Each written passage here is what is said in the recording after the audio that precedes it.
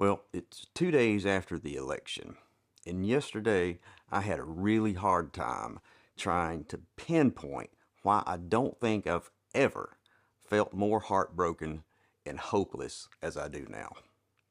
There have been a lot of times in my life when I've been disappointed, when I've been depressed, when I've been angry, but I have never felt these things to the depth that I felt yesterday.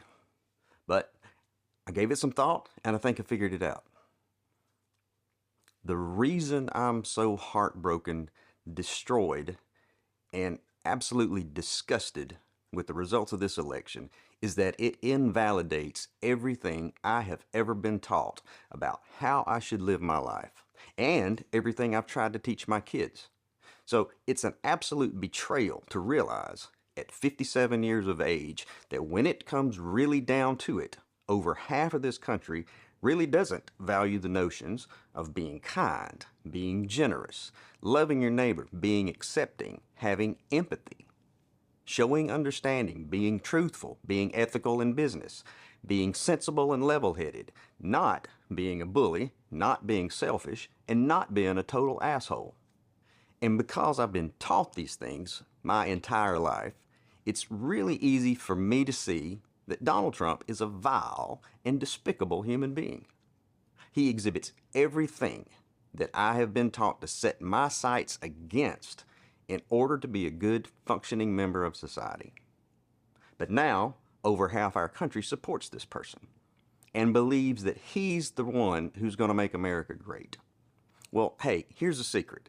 Someone who has worked so hard at sowing discord is never going to do anything to unite us.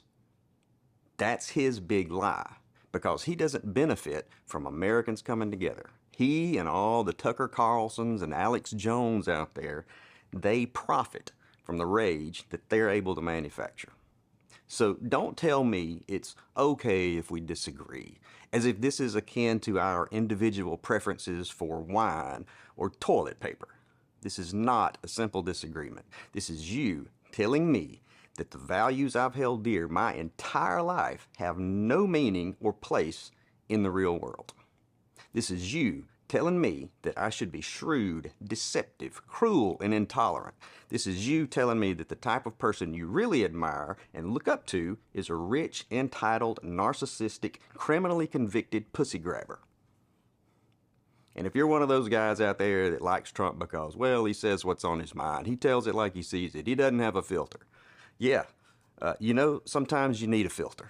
There was a time, not that long ago, when being an asshole wasn't cool. If you were a shitty person, you just kept a lot of that to yourself, and society was all the better for it. But now it's all, let's make America great again. And what I'd like to know is, what specific time in American history are you talking about? What year exactly? Because for a lot of folks, this right now, this current time in American history is the greatest. And you know that. And for some reason, you don't like it. It's like this crazy idea that giving certain rights to someone else somehow takes some of yours away. Or are you just pissed that you're not special anymore? And so you can feel special again, you'll be more than happy to drag us all back 70 years when our black brothers and sisters had to drink from separate water fountains, or back when if you were non-straight, you had to stay in the closet. Personally, I'd like to go back to a time when assholes had to stay in the closet. And don't tell me, oh, don't be stupid. You're getting it all wrong. It's really about none of that. It's really about the economy. As if that excuses the behavior. You're willing to overlook all the other fascist rhetoric because all that's doing is showing your wives and your daughters and minorities and LGBTQ and other marginalized groups that you're completely willing to throw them under the bus as long as you can save 5 cents a gallon on gasoline. Did your stock portfolio get a bump yesterday? Well, good for you. Maybe you can sit offshore on your new boat and watch this country burn to the ground.